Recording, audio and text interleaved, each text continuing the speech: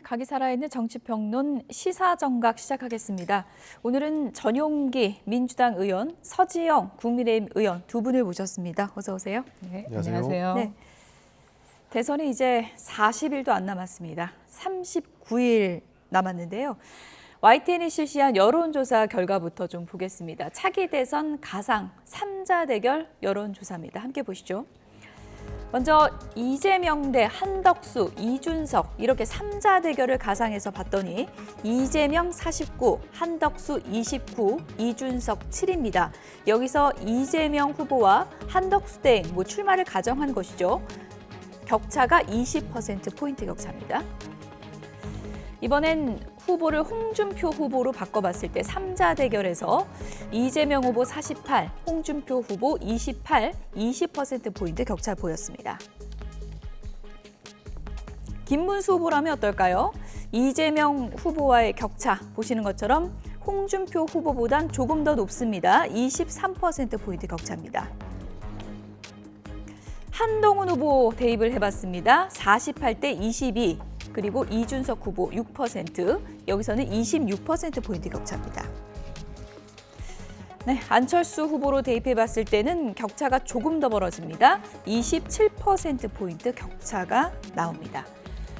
네, 여론조사마다 조금씩 수치의 차이는 있는데 어쨌든 YTN 여론조사만 보면 3자 대결에서 한덕수 대행을 대입했을 때 이재명 후보와 이 격차가 가장 좀 좁혀지는 것으로 나타나고 있습니다. 어떻게 해석하십니까?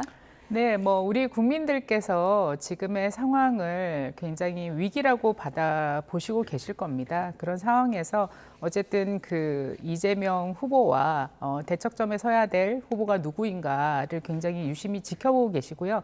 어쨌든 이재명 후보를 이겨야 된다. 이길 수 있는 사람을 우리 국민들이 찾고 있는 지금 그런 상황이라고 저는 보고 있습니다. 네.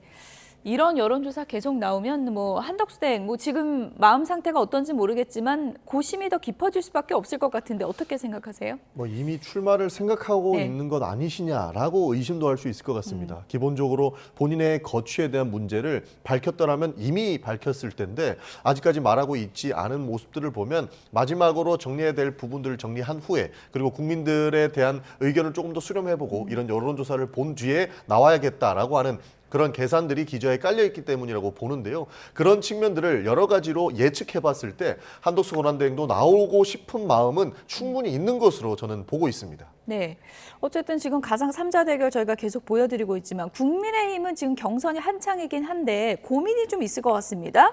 어떤 후보를 대입해봐도 20%포인트 넘게 지금 격차가 나거든요. 그건 어떻게 풀 수 있다고 보세요?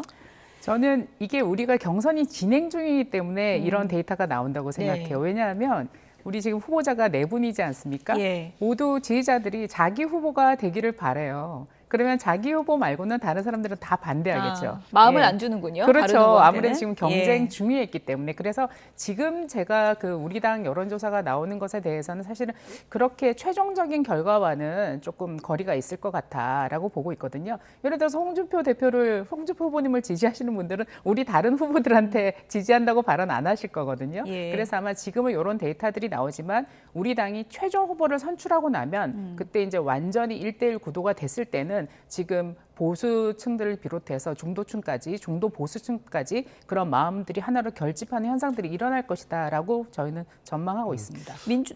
저희도 그렇습니다. 예. 기본적으로 최종 후보가 결정이 되고 난 이후에 여론조사를 볼 필요가 있을 것 같은데요. 아직까지는 양당에서 공이 자신의 후보들을 명확하게 뽑고 있지 못하기 때문에 여러 변수가 존재할 것 같습니다. 국민의 후보가 저거보단 오를 것 같다. 민주당에서도 그렇게 본다는 실제로 최종 득표율은 오를 수 있는 것이 기본적으로 있었던 내용들이었죠. 그렇기 때문에 최종 후보가 선택이 되고 나면은 아무래도 충분히 이 득표율과 연관성이 있는 그런 여론조사가 나오지 않을까라고 보고 있는 겁니다. 다만 한 가지 점쳐야 될 부분들이 결국에는 이 파면 정국을 어떻게 헤쳐나갈 것인가. 이 최종 후보가 됐을 때 윤석열 대통령과의 그 대척점을 어떻게 세울 것인가에 대한 그런 내용들이 다 나오고 나면 최종 득표율과의 차이를 다시 한번 점칠 수 있는 그런 상황인 것 같습니다.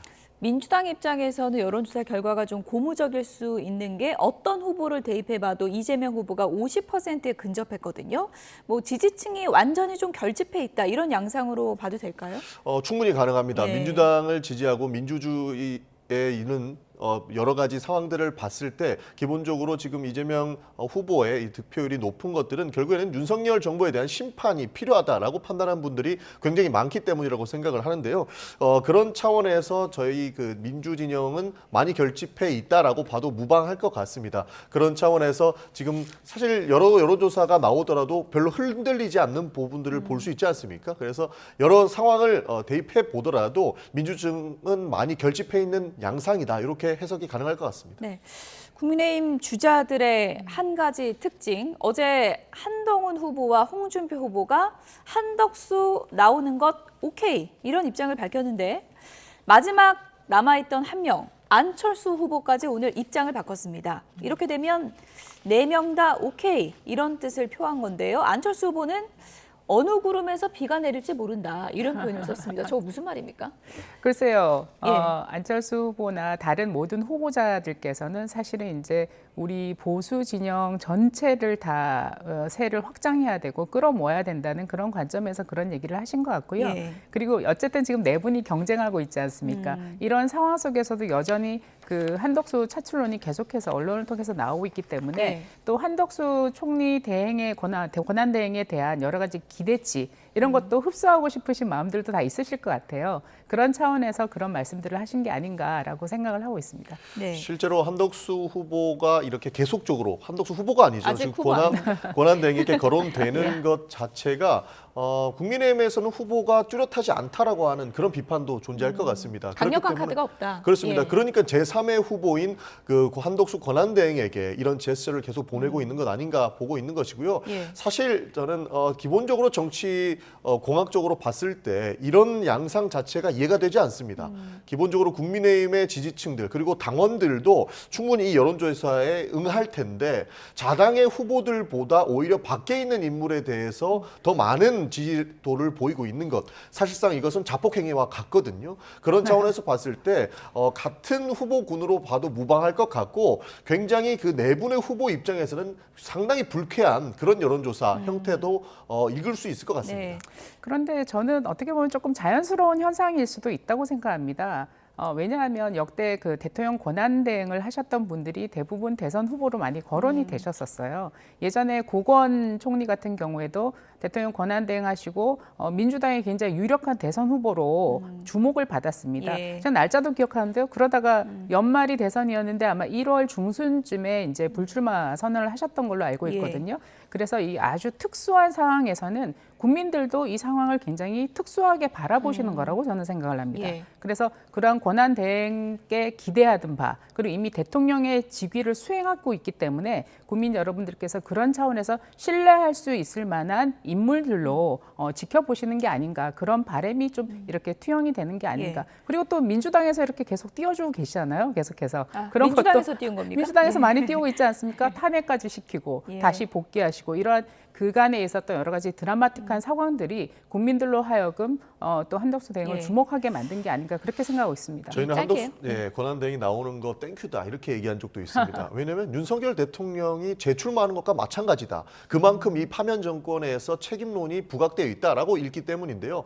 한덕수 권한 대행이 다른 것 다 잘못하더라도 계엄이라도 막았다면 그런 평가 안 받을 겁니다. 그러나 계엄을 막지 못했던 책임이 아주 큰 권한 대행이자 그때 당시에 국무총리가 재출마하겠다는 것은 절대 반성하지 예. 않고 계엄의 정당성이 있다라고 하는 것으로도 읽힐 수 있기 때문에 예. 그런 측면에서 저희는 크게 의미를 두고 있지 않습니다. 한덕수 나오면 땡큐. 한나 땡인데 그래도 나오지는 말아라. 이런 입장인 거죠, 민주당은? 나오지 말아라고 하는 것들은 예. 지금 이 상황을 정리할 책무가 있고 책임이 있는 사람이기 때문에 나오면 안 나오지 된다. 말라고 하는 겁니다. 사실 예. 나와도 됩니다. 이만큼 책임 없는 정부라는 것을 다시 한번 자명하는 것이기 때문에 한덕수 권한대행이 나오는 것은 끝까지 책임을 반기하고 본인의 책무보다는 다음 권력을 향한 열망이 더 높구나 그런 욕심이 예. 보이는구나라고 읽을 수 있기 때문에 나와도 되는데 예. 적어도 국무총리로서 마지막까지 소명을 본인이 알고 있다면 안 나오는 것이 대한민국에게도 그 국익에게도 마땅한 일이 될 것이다라고 예. 평가하는 겁니다. 아니 의원님, 탄핵시킬 때도 언제고 잠시만요. 지금은 예. 소명을 얘기하시는 게 저는 조금 희한하고 모순되게 느껴집니다. 네. 그 탄핵 정국에서도 불법을 하지 않았다라는 예. 내용은 없지 않습니까? 끝으로 듣겠습니다. 네. 예. 헌법재판소에서도 문제가 있지만 중대하지 않았다라는 내용인 것이 위법한 행동을 하지 않았다라고 하지 않았기 때문에 책임이 있는 겁니다. 그에 대한 책임은 징계 절차로서 탄핵을 충분히 얘기할 수 있는 예. 부분이고요. 이제 국민의 선택을 받는 것도 뭐 하나의 역할이 될 수 있을 것 같습니다. 국민의힘 후보들이 뭐 한덕수 오케이라고 했지만 단일화할 수 있다라고는 했지만 속내는 내가 되는 단일화를 원한다 이런 거겠죠? 당연히 예. 후보자들은 그렇게 예. 생각하실 거라고 생각합니다. 자기가 승리한다고 믿고 있고 확신하고 계시기 때문에 어차피 내가 네네. 한덕수를 이길 수 있다. 예. 후보자로서는 당연히 그런 생각을 가져야 되지 예. 않을까요? 그렇지만 예. 이제 그 우리 후보자들이 이제 단일화에 대해서 굉장히 긍정적인 의사를 표시한 거에 대해서 의심을 하는 건 전 적절치 않다고 생각해요. 왜냐하면 우리 후보자는 대선 주자들입니다. 예.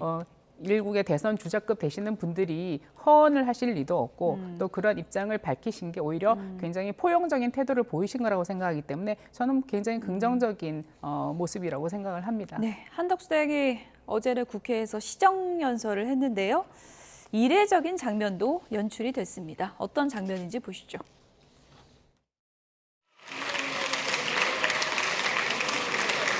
네, 수고하셨습니다. 잠깐 자리에 앉아 계시죠. 국회의장으로서 권한대행께 한 말씀 드리지 않을 수 없습니다. 헌법재판소 판결에서도 이미 확인되었듯이 대통령과 권한대행의 권한이 동일하다는 것은 헌법에 위배되는 발상입니다. 상설특검 추천 의뢰 등 해야 할 일과 헌법재판관 지명 등 하지 말아야 할 일을 잘 구별하시기 바랍니다.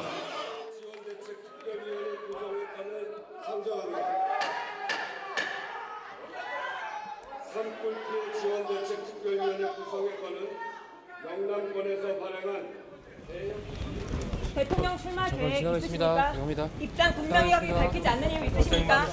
권한대행으로서 헌법 위배 주장하십니까? 네, 퇴장하는 한덕수 대행 다시 앉아달라라고 했고요. 우원식 의장이 이른바 뭐 작심 발언한 겁니까? 어떻게 봐야 됩니까? 작심 발언한 것이죠. 예. 그동안 국회를 무시해왔던 부분에 대해서는 명확히 짚고 넘어가야 되기 때문에 우원식 국회의장께서 저렇게 말씀해 주신 것 같습니다. 사실 까놓고 보면 우원식 국회의장의 말 중에 틀린 말이 하나라도 있습니까? 기본적으로 한덕수 권한대행이 해야 될 일과 하지 말아야 될 일들을 구분하지 못하고 있다는 말씀을 다시 한번 드리고 싶은 이유가 대통령 몫의 헌법재판관과 대법관을 지명하는 부분도 헌법재판소에서 멈추게 했죠. 그리고 상설특검을 임명해야 됨에도 불구하고 그 헌법과 법률이 정한 그 질서가 있음에도 불구하고 그것을 하고 있지 않은 부분, 그리고 대정부 주리에 출석을 해서 대답해야 될 의무가 있음에도 참석하지 않은 점, 하나하나를 다 떼놓고 보더라도 한덕수 권한대행은 실제로 하고 싶은 일만 하고 있는 것이고 국회에 출석해서 국민의 대답에 의행해야 할 그 의무 자체는 사실상 부정하고 있는 모습이기 때문에 이 부분을 다시 한번 국회에서 바로잡지 않으면 권력이 자기 마음대로 행사되는 부분들을 방기하는 것과 같다고 느끼는 겁니다. 그래서 우원식 국회의장께서는 작심하고 한덕수 권한대행이 이런 식으로 행동해서는 안 된다라고 하는 것들을 짚어주신 거다, 이렇게 봐주시면 좋을 것 같습니다. 국민의힘 의원들 항의하는 목소리도 많이 들렸어요. 네네. 굉장히 이례적인 모습이죠. 아직까지 그 대한민국의 현재 국가의전 서열 1위는 한덕수 권한대행이십니다. 의전 서열 2위가 현재 국회의장이시죠. 국회의장께서 저 대통령 권한대행을 자리에 앉혀놓고 이런저런 본인의 생각을 얘기를 하시는 게 저는 굉장히 무례한 행동이었다고 생각을 합니다. 그리고 역대 그런 일도 없었고요. 보통 그 시정연설을 하시고 나면 중앙으로 걸어 나가시면서 여야의 의원들과 인사를 하시고 보통 퇴장을 하십니다. 그런데 자리에 앉혀놨죠. 앉혀놓고 본인의 정치적 의견을 얘기를 하셨어요. 저는 굉장히 적절하지 못했던 장면으로 보이고요. 저는 오히려 그 전날 이런 얘기가 있었습니다. 한덕수 대행께서 오셔가지고 시정연설 할 때 민주당은 뭐 침묵 시위를 하겠다 이런 얘기들이 기사로 좀 나왔었어요. 예. 민주당은 애써 한덕수 대행을 띄우지 않기 위해서 굉장히 그래도 비교적 조용하게 시정연설에 참여를 하시고 경청을 하셨는데 오히려 좀 우원식 의장님께서 굉장히 한덕수 대행을 확실하게 띄워주신 것 같아요. 어떻게 보면 또 한덕수 차출론의 불쏘시개 역할을 하신 게 아닌가 우원식 의장께서 그런 생각이 들고요. 우원식 의장께서 그 권한대행께 해야 할 일과 하지 말아야 될 이런 얘기로 훈계조로 말씀하셨는데 이것이야말로 저는 그 국회가 행정부 수반을 존중하지 않는 국회의 품위를 굉장히 떨어뜨린 일이라고 생각합니다. 우원식 의장이야말로 해야 할 일과 하지 말아야 될 일을 좀 구별을 하셔야 될 것 같고요. 그런 차원에서 이번에 이런 우원식 의장께서 벌인 이벤트는 굉장히 민주당으로서는 굉장히 실망스러운 일이 오히려 되지 않을까 저는 그렇게 생각하고 있습니다. 행정부 수장이 잘못된 행동을 하고 있을 때 바로잡지 않는 것이 국회의 의무를 위반한 것으로 볼 수 있습니다. 그렇기 때문에 우원식 의장께서 이렇게 정확하게 지적을 해주신 부분들은 다 반드시 필요했던 일들이고 한덕수 권한대행은 이것을 따갑게 받아들이셔야 된다라는 말씀 드리고 싶습니다. 민주당도 전혀 예상 못했습니까? 어제 우원식 의장 발언이요? 그렇습니다. 민주당도 우원식 의장께서 작심 발언하실지는 이해 못했습니다. 예. 처음에 인지하지 못했습니다. 예. 그러나 저렇게 지적해 주시는 부분들이 오히려 바람직했다라고 말씀을 드리는 것이고 굉장히 이례적이라고 말씀을 해주시는데 이례적이죠. 국무총리가 이렇게 헌법과 법률을 무시한 적도 없었습니다. 이례적으로 법률을 위반하고 있는 부분에 대해서 국회의장이 지적을 하는 것은 당연하다는 말씀을 다시 한번 드리는 것이고 조금 전에 뭐 국가 서열 순위 말씀해 주셨는데 지금은 한덕수 권한대행이 1위가 맞죠. 2위가 우원식 국회의장이 맞습니다. 그러나 원래 같았으면 1위가 대통령, 2위가 국회의장, 3위가 대법원장 아니겠습니까? 그런 서열 순위가 쭉 존재하고 실제로 국무총리는 4위, 5위인데 1등을 만들어 줘놓으면 그 권력을 자기 마음대로 행사하는 것은 아니거든요. 그런데 지금 한덕수 권한대행께서는 자신이 국가 서열 순위 1위를 의식해서 그런지는 모르겠으나 굉장히 무례하고 법률을 위반하는 모습들을 지속적으로 보이기 때문에 행정부의 수장으로서의 잘못은 따끔하게 지적을 해주시는 것이 반론 좀 짧게 마땅하다라는 겁니다. 네, 저는 오히려 그 한덕수 총리가 굉장히 돋보였던 상황을 우원식 의장께서 연출하신 거라고 봐요. 예. 그렇게 그 권한대행 1국의 대통령직을 수행하는 분을 자리에 앉혀놓고 훈계하시는데 그럼에도 불구하고 권한대행께서 그 자리에 착석을 국무위원석에 착석을 하셔서 경청을 하시는 모습을 보여주셨습니다. 그야말로 겸손하고 겸허한 자세를 보여준 모습이라고 보고 그리고 참 다행스럽게도 우리 권한대 이렇게 인품과 품격을 갖춘 권한대행께서 이 어려운 시국을 이끌고 있다라는 것이 다행스럽게 생각이 됩니다. 짧게 한 말씀만 드리면 대통령 진짜 짧게 권한대행은 왕이 아닙니다. 누가 왕이라고 했습니까? 과거의 왕 위치에서 국민들한테 따가운 소리 안 듣고자 하는 것 그건 잘못된 행동입니다. 아니 왕처럼 행동하는 분이 그렇게 국회의장이 얘기하는데 앉아서 경청하시면서 그러니까 대통령 가겠습니까? 권한대행은 왕이 아니기 때문에 국민들께 따끔하게 혼나는 것은 당연한 겁니다. 누구도 왕이라고 생각하지 않습니다. 네. 애써 그렇게 갖다 붙이는 것이야말로 무례한 표현이라고 생각을 합니다. 어쨌든 어제 한덕수 대행 우원식 의장의 얘기를 듣고 나오는 길에 기자들이 또 물었습니다. 대선 나갈 건지 물었는데 또 노코멘트 이렇게 반응을 보이지 않았는데 어쨌든 지금 언론에서는 굉장히 주목을 하고 있고요.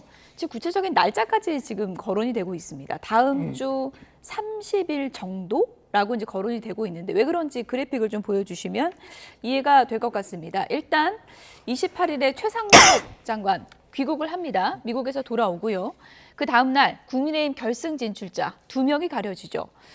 이 이후에 이제 국무회의 일정이 있기 때문에 이것까지 마치고 나서 바로 하는 거 아니냐. 이제 국민의힘 경선 2명 남는 그 시점, 그 정도에는 의사를 밝히지 않겠느냐. 이 기사거든요. 어떻게 보세요? 가능성 있다고 보세요?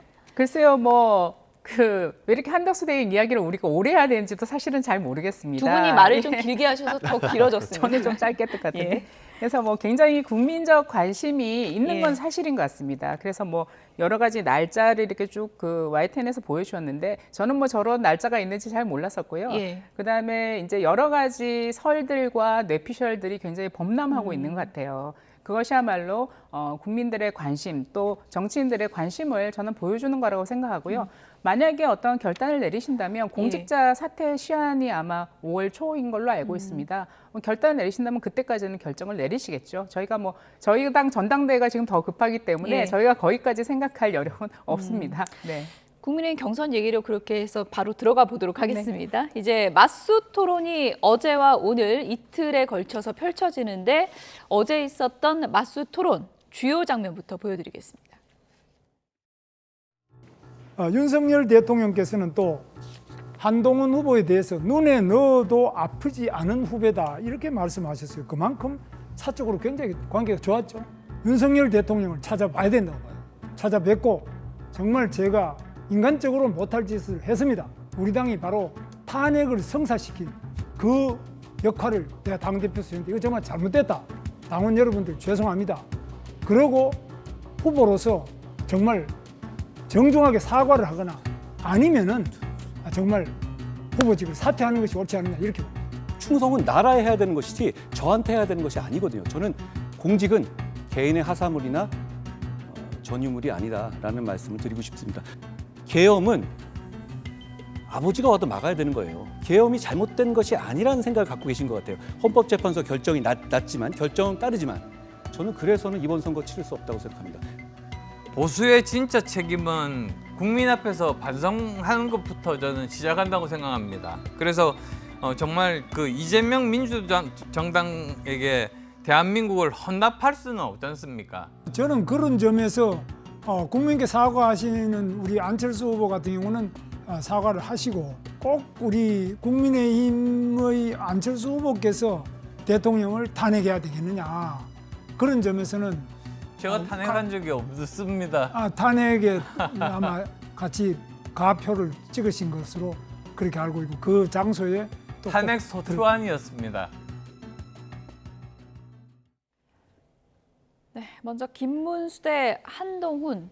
역시나 계엄 얘기가 나왔습니다. 김문수 후보가 배신자 프레임이라는 걸 굉장히 강조했습니다. 그러니까 윤석열 전 대통령에게 눈에 넣어도 안 아플 후배 이 얘기를 반복적으로 했거든요.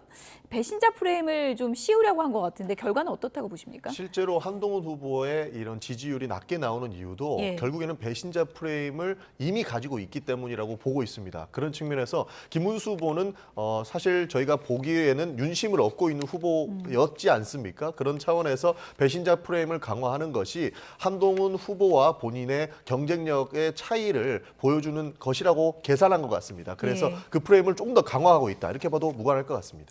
아버지가 계엄을 해도 막는다. 우리는 이제 국민께 사과를 해야 한다. 한동훈 후보가 이렇게 맞받아치기도 했는데 어떻습니까? 이제 2명 추리는 데서는 당심 50이 들어가는 변수가 생기잖아요. 한동훈 후보에게 씌우려 했던 이 배신자 프레임 이게 좀 불리하게 작용할 수 있다고 보십니까? 아무래도 뭐 불리하게 작용할 수는 있을 것 같습니다. 그런데 이 경쟁이라는 걸 하다 보면 굉장히 날선 발언들이 많이 오가기 마련입니다. 누구나 상대의 그 취약점이라고 하는 것을 물고 늘어지게 되고 또 상대의 강점을 약화시키려고 하고 나의 강점을 부각하려다 보니까 이 두 분 같은 경우에는 어떻게 보면 이 탄핵 전국에 있어서 좀 굉장히 대척점에 계신 분이라고 볼 수 있지 않습니까? 그러다 보니 탄핵을 놓고 여러 가지 공방을 굉장히 많이 하셨던 것 같고요. 결국은 그 우리 당 당원들과 그다음에 무당층으로 구성되어 있는 이제 그 50대 50의 그 경선 과정에서 그 당원들의 판단이 있을 것 같습니다. 그걸 저희가 이제 지켜보는 과정이고 그럼에도 불구하고 굉장히 뜨거운 논쟁이 펼쳐지고 있다는 것은 저희는 우리 당 경선에 있어서는 굉장히 또 흥행에는 도움이 된다 그렇게 생각을 하고 있습니다. 맞수 토론이 지지율에는 어떤 변수가 될지도 관심이 쏠리고 있는데요. 국민의힘 경선 후보들 지금 지지율은 어떤 성적표를 기록하고 있는지 보겠습니다. 먼저 YTN 여론조사 결과부터 보여드리겠습니다. 국민의힘 차기 대선 후보 적합도 이렇게 나타나고 있습니다. 김문수, 안철수, 한동훈, 홍준표 순이고요. 지금 보시는 것처럼 한동훈 후보가 19%로 높게 나타나고 있는 상황입니다. 그런데 국민의힘 지지층으로 좀 한정을 해서 보면 결과가 조금은 달라집니다. 김문수 후보가 가장 높게 나오죠. 31, 한동훈 후보가 29, 홍준표 후보가 23% 순입니다.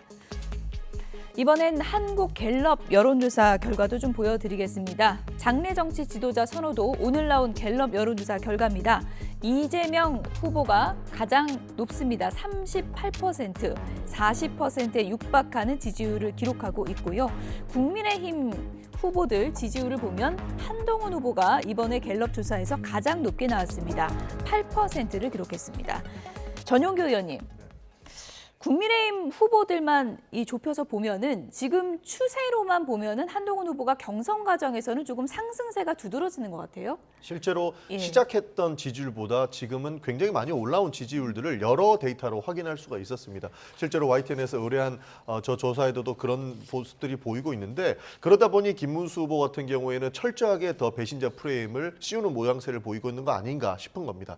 사실 초반만 하더라도 김문수 후보와 홍준표 후보가 실제로는 최종 경선에 올라가지 않을까를 점쳤습니다. 예. 그러나 이런 여러 가지 상승세를 봤을 때 충분히 한동훈 후보도 그 배신자 프레임을 오히려 이겨내고 최종 후보로 납정이 될 수 있는 상황이 연출되지 않을까, 이렇게도 생각을 하고 있습니다. 네, 이제 관심은 최종 2인 결승전이라고 표현해야 될까요? 네. 결승전에 누가 오를까인데요. 각 캠프마다 지금 전망은 분분합니다. 그 내용 듣고 오겠습니다. 아까 홍준표 한동훈 그러셨어요? 왜냐면요, 사실 어제 그 토론이 네. 김문수 후보님한테는 거의 치명적이었거든요. 아, 그래서 제가 보기에는 굉장한 타격을 입을 거예요. 어제 토론으로. 네, 제가 듣기에는 그 캠프 분위기가 아주 정말 제 입으로 경쟁 캠프니까 얘기하기는 좀 그렇고요. 초상집이었대요?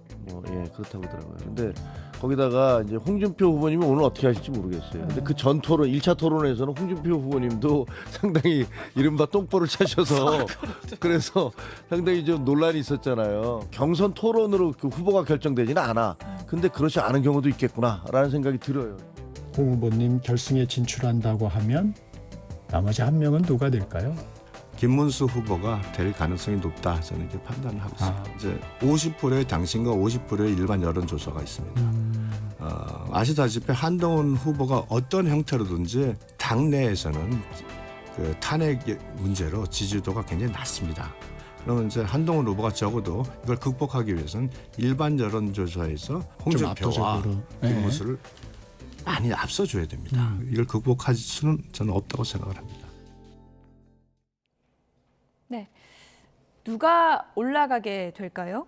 찬탄 반탄 구도여서 한 명씩, 예를 들어 뭐 홍준표 대 한동훈이 될지, 아니면은 반탄 2명, 홍준표 대 김문수가 될지, 뭐 많은 분들 궁금해하고 있는데 개인적으로는 어떻게 전망하세요?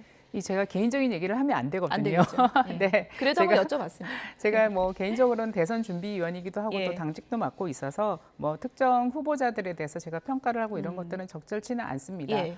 전반적으로 이 경선 상황을 볼 때 지금 굉장히 우리 당 경선의 흐름에 대해서 관심도가 계속 높아지고 있다는 것이 저는 굉장히 주목해야 될 부분이라고 생각합니다. 오히려 시청률 이런 걸 좀 유심히 보고 계실까요? 네, 지금? 그렇습니다. 네. 그 조회수도 엄청나게 예. 높고요. 그 뭐 전용기 의원 계신데 또 죄송하긴 합니다만 민주당 경선에는 아무 관심이 없거든요. 예. 민주당 경선에 너무 대해서 또 너무 오늘도 심하게 얘기하시는 거 아니, 아닙니까? 오늘도 뭐 민주당 경선에 대해서 예. 전혀 질문이 없지 않습니까? 네, 질문 관심이 조금 이따 없는 드릴 것이고 겁니다. 그다음에 뭐 결과가 워낙 뻔하기 때문에 예. 뭐 그렇게 그 흥미 있는 그런 경선이라고 보지 않죠. 그리고 예. 두 분의 후보자들 같은 경우에 제가 알기로는 뭐 지지율도 한 4%, 5% 정도에 불과하다고 제가 알고 있습니다. 그런데 비해서 우리 경선 후보자들이 여러 가지 경선 시스템 자체가 이제 4강, 양강으로 올라가는 과정을 거치면서 굉장히 주목도가 높아지고 후보자들마다 굉장히 파이팅이 커지고 있다. 저는 이렇게 보고 있습니다. 네. 예.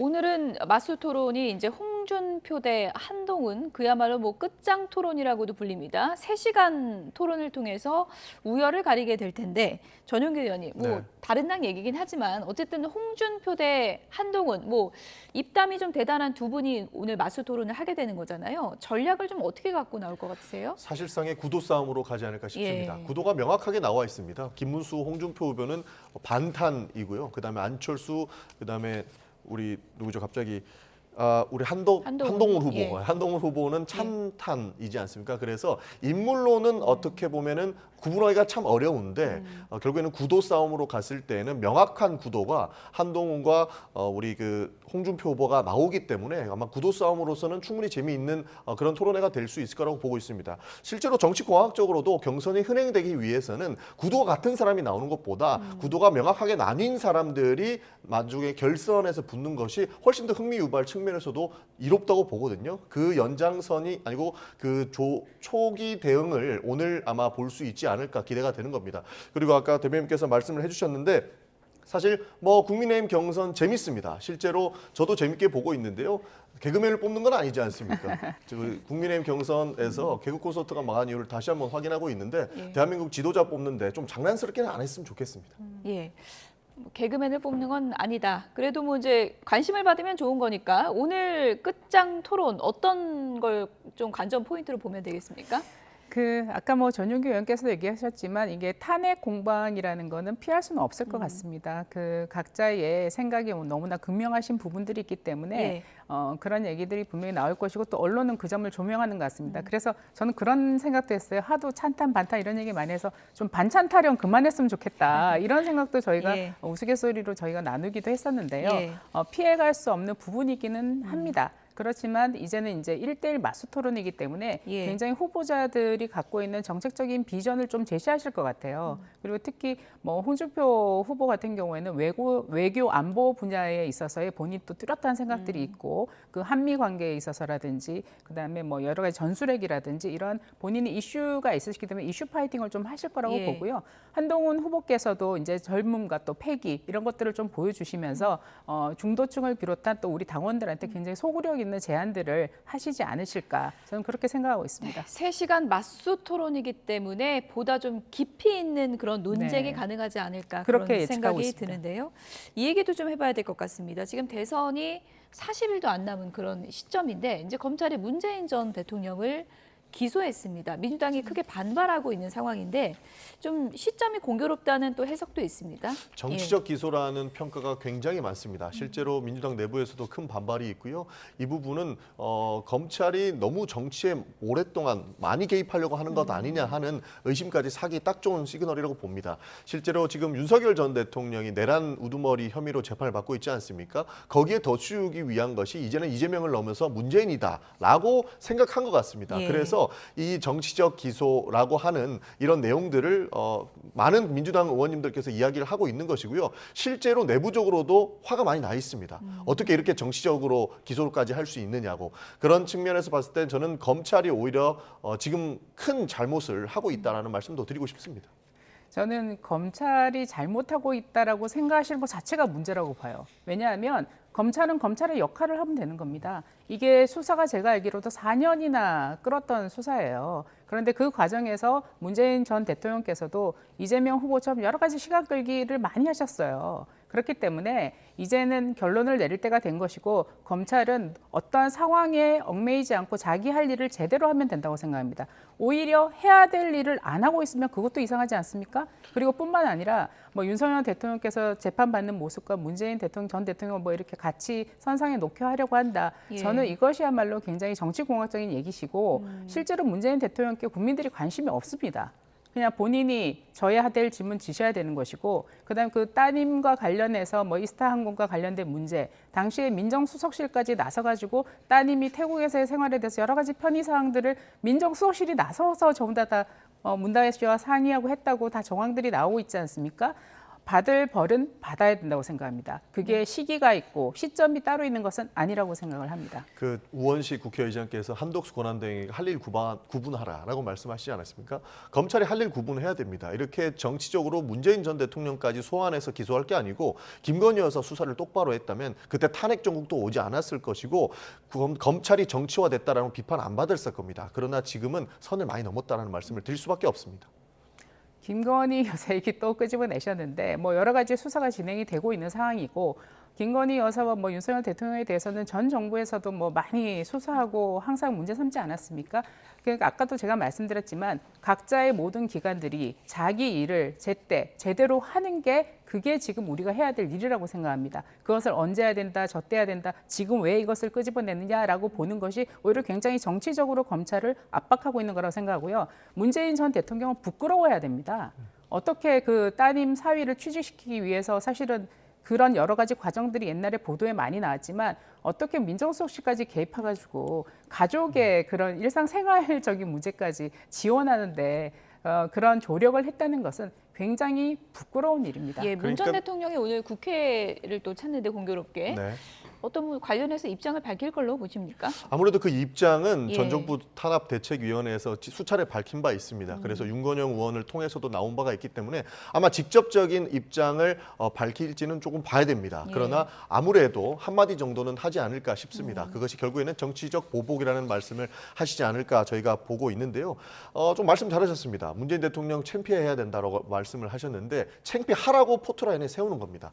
4년 전에 있었던 일이면 4년 전에 했어야 오히려 앞뒤가 맞지 않겠습니까? 그런데 이제 가지고 와서 윤석열 전 대통령의 재판과 같이 문재인 전 대통령의 재판을 끌고 가려고 하는 모습들이 과거에 일하지 않았기 때문에 지금이라도 끌고 와가지고 한다는 느낌을 지울 수가 없는 것이고, 윤석열 전 대통령과 김건희 여사 수사와 관련해서는 전 정부에서도 털었다고 말씀 주시는데 그때 그 전 정부 문재인 정부의 검찰총장이 윤석열 전 대통령이었습니다. 수사가 되지 않았던 부분, 이런 정치적인 내용들을 예. 왜 이렇게 검찰이 많이 가지고 와서 논하는지 이해할 수가 없고, 검찰은 정치에서 손 떼라는 말씀 다시 한번 드리고 싶은 겁니다. 딸의 생활을 특정 기업을 통해서 책임지게 했던 역대급 아빠 찬스에 대해서 반드시 부끄러워하셔야 되고, 오히려 그 부끄러움에 대해서 국민 앞에 사과를 표명하셔야 된다고 생각을 합니다. 그게 맞는 말입니까? 사실 문재인 전 대통령이 결국에는 뇌물을 받기 위해서 그 뇌물 받은 것이 사위가 취업했다는 내용입니다. 예. 우선은 어쨌든 너무 정치적입니다. 기소 결정 내려진 것에 대해서 이제 해석은 분분한데 재판에서 이제 가려질 문제가 된 것 같고요. 이 얘기도 좀 해봐야 될 것 같습니다. 민주당이 이제 호남 경선인데 이재명 후보가 1강 체제를 굳혀가고 있긴 하지만 또 호남에서 얼마나 얻느냐, 이게 또 상당히 좀 의미가 있을 거 아닙니까? 그렇습니다. 예. 민주당의 뿌리라고 해도 무방할 정도로 호남 민심이 아주 민주당에서는 크게 움직입니다. 그래서 이번 호남 경선에서 득표율이 얼마나 나오는지가 다른 후보들에게도 큰 영향을 미칠 거기 때문에 저희도 호남 경선에 아주 큰 관심을 기울이고 있다, 이렇게 봐도 무방할 것 같습니다. 그리고 사실상 이재명 후보를 차치하더라도 김경수 후보라든지 이런 다른 후보들도 호남에서 본인의 득표율을 조금이라도 더 올리기 위한 노력들을 네. 지금도 하고 있을 거기 때문에 아주 크게 저희는 관심을 기울이고 있다라고 말씀드릴 수 있을 것 같습니다. 1등도 중요하겠지만 2등을 누가 하느냐, 이 부분도 또 관심 포인트인 것 같고요. 저는 예. 여기서 아까 잠깐 그 화면에 지나갔었는데 예. 그 민주당의 투표를 보여주셨지 않았습니까? 예. 충청이 31, 영남이 46, 호남이 23.29%인데 낮은 편이죠. 호남 투표율이 이렇게 낮았다는 거는 저는 호남인들이 지금 굉장히 독주를 하고 있는 이재명 후보에 대해서 굉장히 전폭적으로 신뢰하지는 않는다, 이런 것들을 나타내는 게 아니냐라고 생각하고요.